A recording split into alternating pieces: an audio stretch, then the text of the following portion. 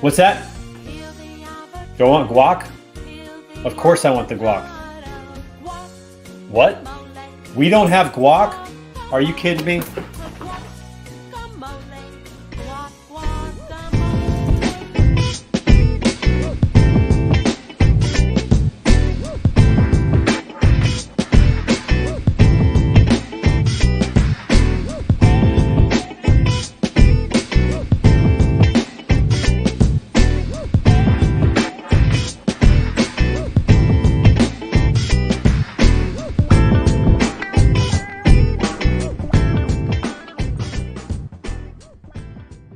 Good Friday, everybody, and welcome to another episode of Standing Out, a daily podcast about sales, marketing, and leadership. And it is Finish Strong Friday, everybody. So make sure whatever you do today, you get out there and you finish strong. We're going to have a great show today. We got a great guest. In fact, we've had great guests all week this week. It's been an incredible week of shows. And so make sure you go back and check all the shows on demand. Starting on Monday, we had Jory Myers on the show. Guy was freaking awesome. Had a great conversation with him, even though we had a few technical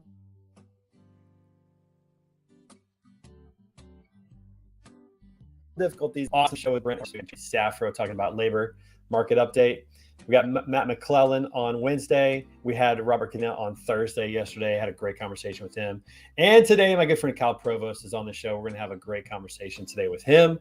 And make sure, again, that you finish strong. It is Friday. And while you're thinking about that, you might as well go pick up some swag from our swag store. Listen, we got a great swag store. We got some Finish Strong Friday shirts and all kinds of great stuff at shop.betaconsultinggroup.com. And listen, I'm wearing red today, everybody, for a reason. That's because my Kansas City Chiefs won last night against the San Diego Chargers. And so, of course, since the Chiefs dominate in the month of September, the coupon code that we have for you this month is Go Chiefs. Now, listen, if you're not a Chiefs fan, I understand it. Just stomach it. Go ahead and put it in there. Get 25% off on all your entire purchase at our swag store. And make sure you take a picture or send a video of you wearing the swag or using the swag. We'd love to see that. We're all about building a community here of people that are pursuing excellence every day. So when you see that standing out water bottle, every time you look at that, think about being excellent today. Also want to give a shout out to my sponsor, TAFS. They're the good guys in freight factoring, helping carriers keep those wheels turning with great cash flow resources, as well as discounts on tires and fuel and all kinds of great stuff. Listen, if you are behind the wheel of a truck or if you are working at a carrier, first of all, if you're behind the wheel of a truck, thank you. We appreciate everything that you're doing to keep this economy going. But listen, go check out TAFS. They're the good guys. TAFS.com. Make sure you tell them that I sent you, or make it easy on yourself and simply click on the link in the comments. That takes you right to my landing page with TAFS, and then they'll know that I sent you. So I can get some credit for y'all. So, hey, listen, make sure you check them out. We appreciate TAFS and all their support on the show. It's going to be an awesome show today. If you're in the comments, tell us where you are coming from, where you're watching the show from. Jesse, listen, I get it. Can't put them in there since we beat the Niners. I understand, but listen, 25% off, my brother. You can do it. All right. Just, close your eyes when you type it in. That way it'll a lot easier. You can get through it. So not a problem. But yeah, everyone in the comments, tell us where you're watching the show from today and what's going on this Friday for you. Also, one last thing. It is Friday. So after this show at noon Central, an hour after this show, we've got Word on the Street with Cassandra McRae. She's with A. Dewey Powell. We're going to talk about marketing and all kinds of great stuff. Week 1 of the NFL. And all kinds of great things. So make sure you come back at noon Central for a great episode of the Word on the Street with the Street crew. We got some new walk-up music this week to check out. All right, everybody, I'm going to bring our guest onto the show today. I met this guy recently through our mutual friend, Chris Jolly, aka the Freight Coach. And he is leading a new technology called Broker Carrier, and excited to talk to him today about that and his journey through entrepreneurship. So everybody, please welcome to the show, my good friend, Kyle Provost. Kyle, what's up, man? How you doing? Doing great. Trey, how are you? Thanks for having me. Happy Friday. Oh, man, I'm doing awesome. Yeah, happy Friday to you as well. And you are in Reno, Nevada, coming to us from there as well. What's life like in Reno? I haven't spent much time there. I've been a little bit, but not much. It's gotten pretty big over the last few years, especially since remote work has become so common. We get a lot of like your high earners from the Bay Area. They don't have to pay $7,500 a month for a studio apartment anymore. They come on over here, and the cost of living is about a third of that. So it's actually turning into a pretty big, pretty exciting city after 20 odd years of stagnation there. It's amazing how the demographics are changing in the country of where people are moving to, where they're relocating to, and they're still only about 4 or 5 hours from the Bay if they want to get there. Yeah, you can get to downtown San Francisco in about 5. You can get to Pebble Beach in about 5.5. I know that's the Yeah, I important mean, for you, right? Yeah. exactly. That is important for me. In fact, I've been to Reno and I've played some of those golf courses down south. I think there's like a 1842 village or something down there, and they got some golf courses down there. I've been down there. Beautiful country near Lake Tahoe. Beautiful part of the country, that's for sure. But yeah, the golf courses there are pretty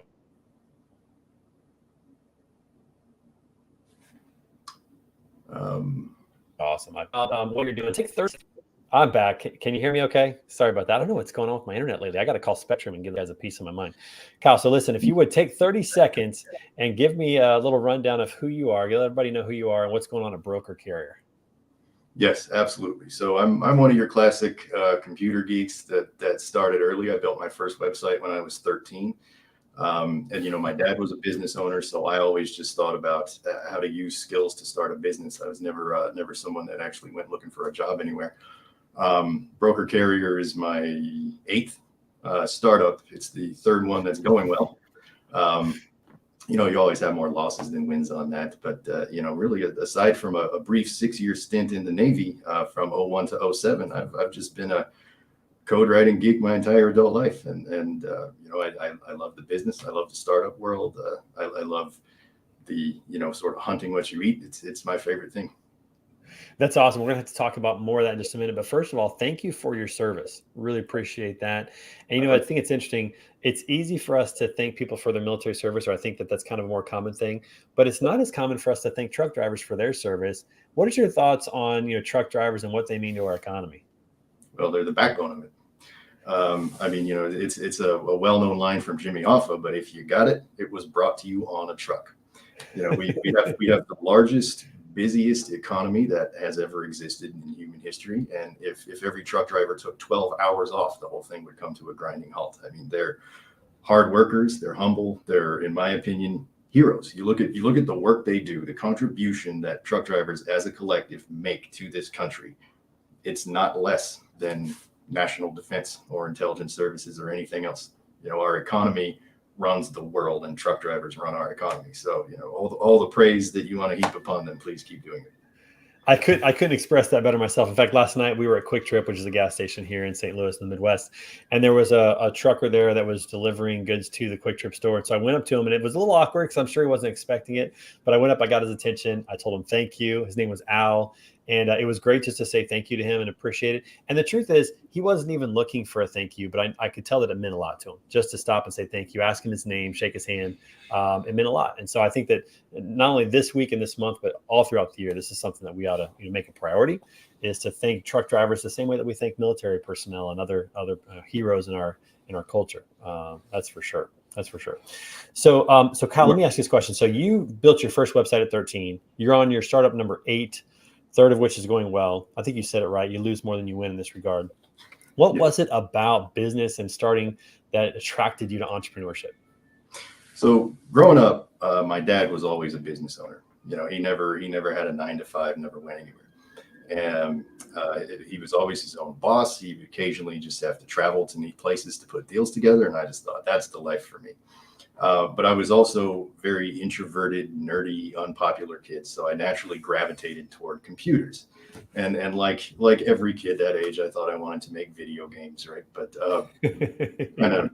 when I was 12, or right about when I turned 13, we ditched the AOL Prodigy, walled garden internet and got our first normal connection to the World Wide Web. And I saw this show on TV that was talking about HTML.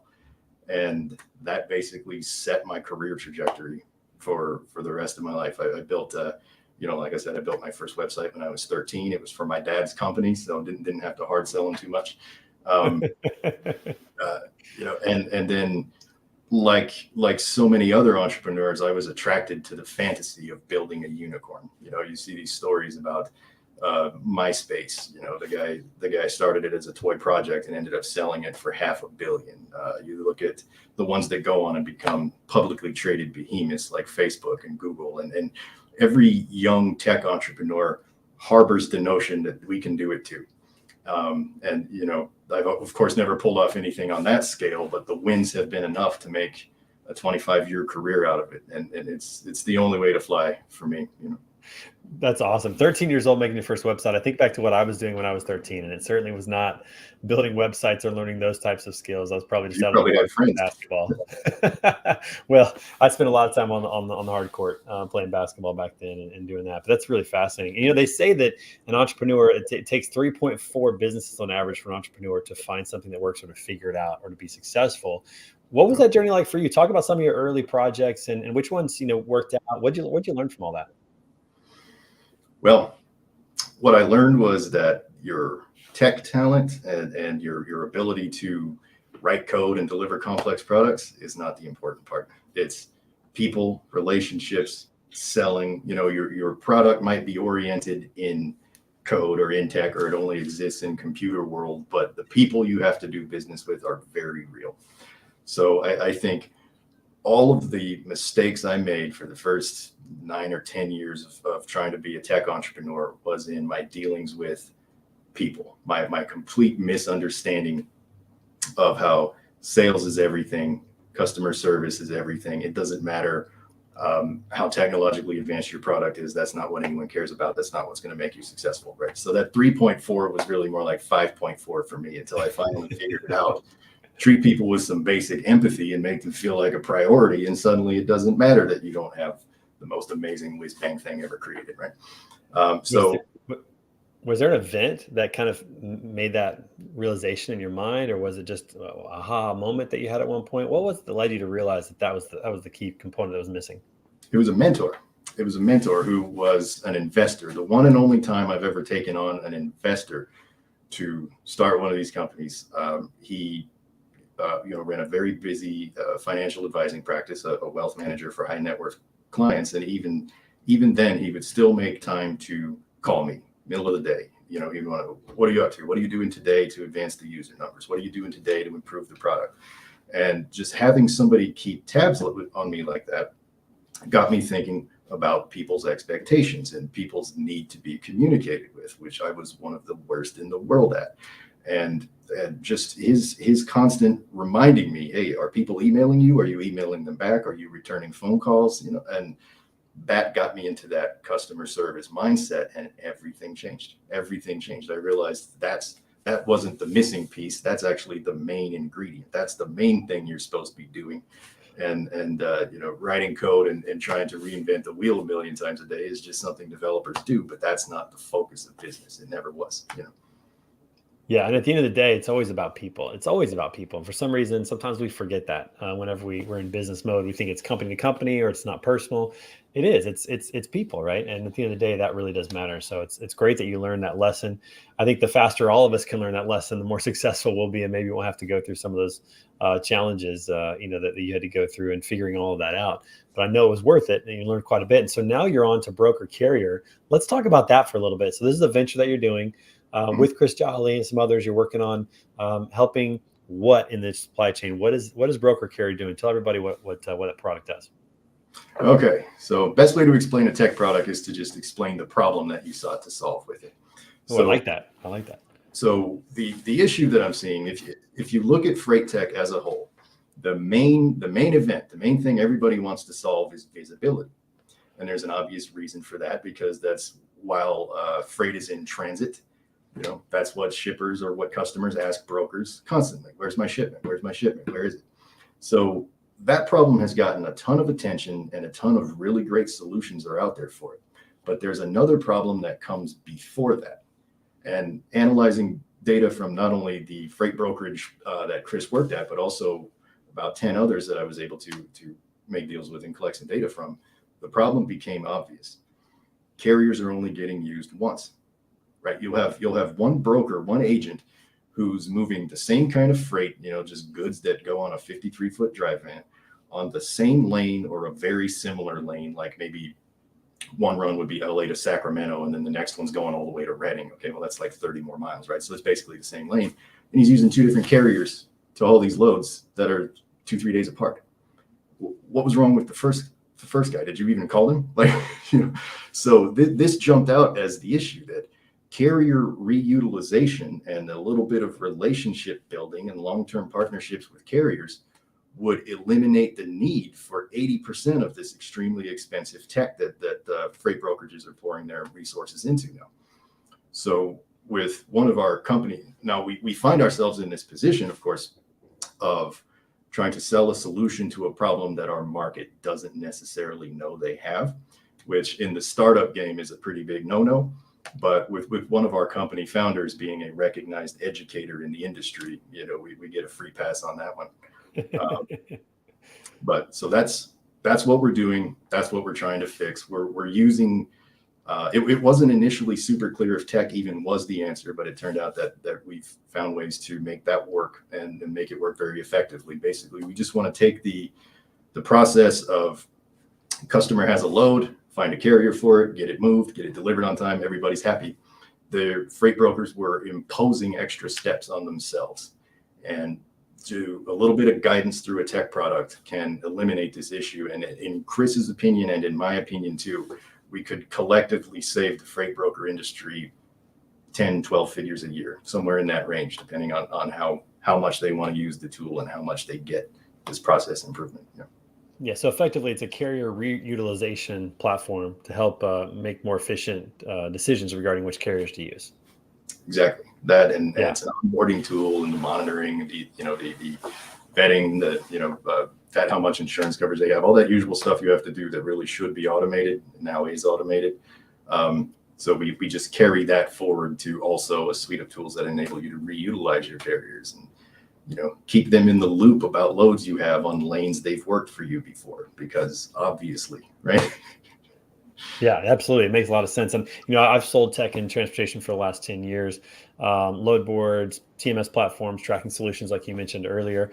What's the most difficult part about building a piece of technology within transportation, which historically has been kind of archaic when it comes to technology and integrations and the ability to communicate with other systems? What's that been like in your experience building broker carrier with that in mind? Okay, so logistics, trucking in particular, is such a hyper busy, fast moving industry that's creating so much data all the time that where you run into a bigger issue than with other industries is switching costs for your customers, right? So the reason why old incumbent software that hasn't been given any serious refresh in a long time can remain entrenched with enterprise customers, even all the way down to small business sized brokerages, is because the switching costs are horrendous. Their entire business processes are fully dependent on the way that this software works. So for them to switch to something else, for them to even change their workflow or their work policies to make any sort of improvement, they're just looking at a huge real dollar cost of even starting that process. So with that in mind, we decided to make Broker Carrier a small, lean, modular, inexpensive product so that people aren't taking a big risk by using us. We have an API that they can integrate with from any software suite. If they use us for a couple of months and realize it's not going to work, okay, no problem. Pull your data out through the API and it's no big deal. And they won't have sunk a ton of money into it. So that I would say if you want to build tech specifically for freight, that's your approach, or specifically for logistics. Be a small risk, be very helpful, help people, guide them into the process, and always give people a way out. It's sort of how a money back guarantee can greatly increase your conversion rate on a landing page. Same thing here. If you're just there answering questions, offering help, and offering a way out if it's not going to work, you make people comfortable with you and more comfortable with your tech. And that's your path to success in an industry that's just so hyperactive like freight is. Yeah. It's interesting you mentioned that about TMS platforms, because there are some TMS platforms out there that haven't really developed much at all in the last 3 to 5 years. Yet they still have customers, and I think it's what you said. It's that it's so cumbersome to change platforms. There's a cost, there's a time, and there's a risk that, hey, this isn't going to actually work the way that we think it's going to work. It's almost like the devil that you know is better than the one you don't. It's kind of the feeling on that, and that's unfortunate because there's a lot of great TMS products out there. There's a lot of great technologies out there, and I think you're you're onto something here by making the risk really low, making the barrier to entry super low for them to get started with that. And I think that's kind of the way that technology really needs to be built in transportation right now. These modular approaches, the companies that are trying to be everything to everybody, I just don't know that that's going to work out in the long run. I don't know. What are your thoughts on some of those platforms that are trying to do all of these things in one platform? Do you think eventually they're going to win, or do you think the modular, integration approach is going to win? I think if you look at a couple of them, those really big ones that have investor money, that have venture backing, if they can keep those checks coming in and keep competing for top talent, they could eventually make it. Probably it would take 10 years or so. As long as that funding never dries up, a couple of them have a shot. But generally, the modular approach is the way to go. If you're trying to avoid investors altogether, like we did with Broker Carrier, or if your funding is tight and they've got a representative from their fund that wants to be in charge of how the capital is used, that's really the only approach you're even going to be able to sell, is lean, modular, low risk. And then you really just need to run the company that way, develop the product that way, make it make sense to the market, and you should be all right. But yeah, if you go out there and try to be the best at two things, you're doubling your chance of failure, which is already really high. So, as Ron Swanson from Parks and Rec says, don't half-ass two things, whole-ass. Pick one thing and go be the absolute best at it. And if money starts flowing in and you have really healthy profits, then maybe try to take on something else. But definitely one thing at a time in this business.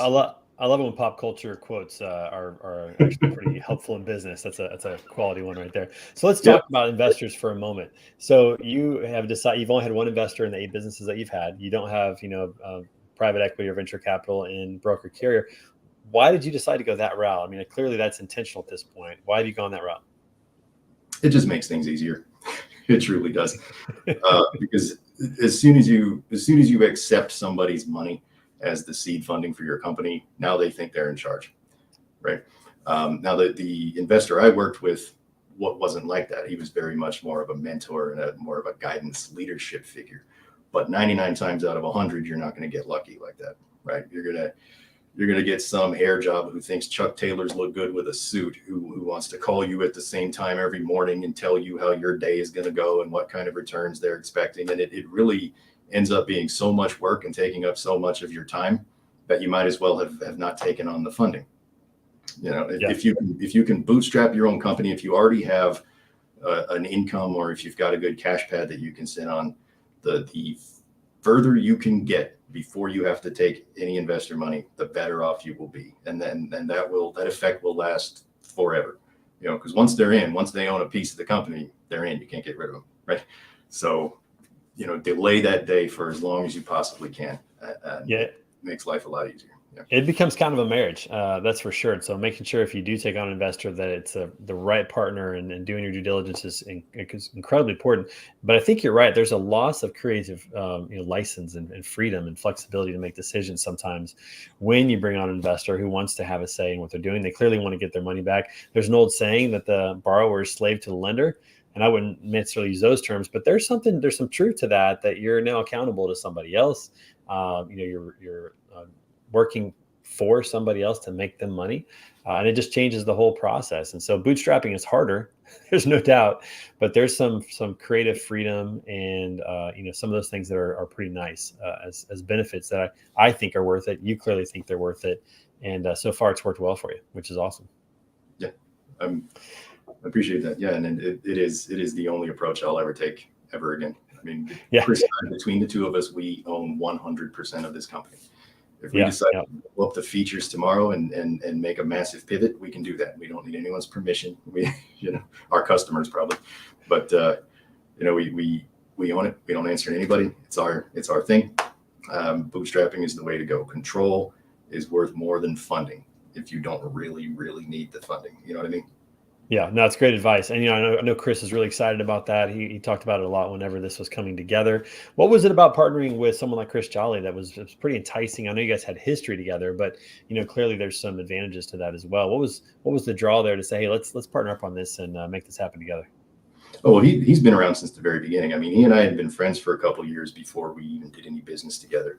I've always liked him. He's always been a very positive figure to me. He's a very positive energy, very, I mean, you know him well. He just, Oh yeah. Straight shooter, high energy, great guy. Yeah. You want to go take over the world after you have a beer with Chris, right? And he was the obvious choice to partner with, because not only does he have a decade of experience actually brokering freight himself, he's worked for companies of 3 different category sizes, I would say, and he's got experience as an entrepreneur. He's a recognized educator in this industry. I mean, even if he wasn't my friend, he would be someone that I would have tried to woo into this role anyway.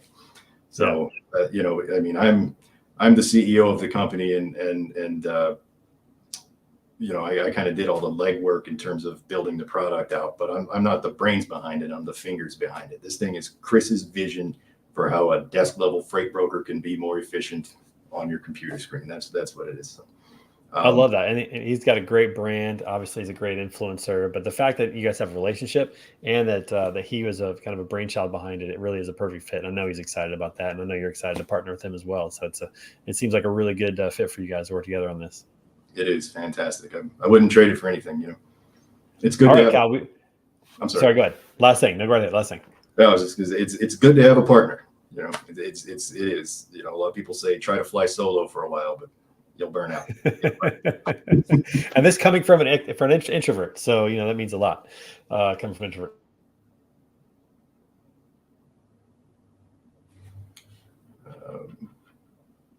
Okay, we got a couple of things. First of all, did you know what national day it is? The intro might have given it away. I think I froze again. Do you know what national day it is today? The intro may have given it away a little bit. You froze again, Chris. Oh. Or Trey. You still there, Kyle? Yes, I'm here. Can you hear me?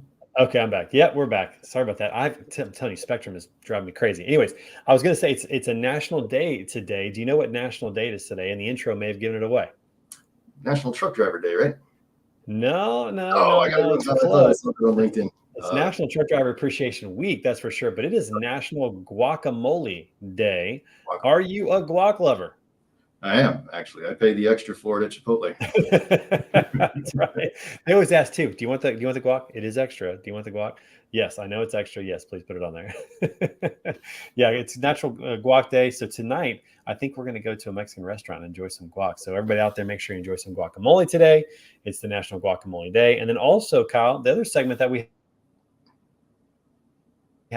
always have a random question of the day. And listen, I'll tell you how random this is. I don't know.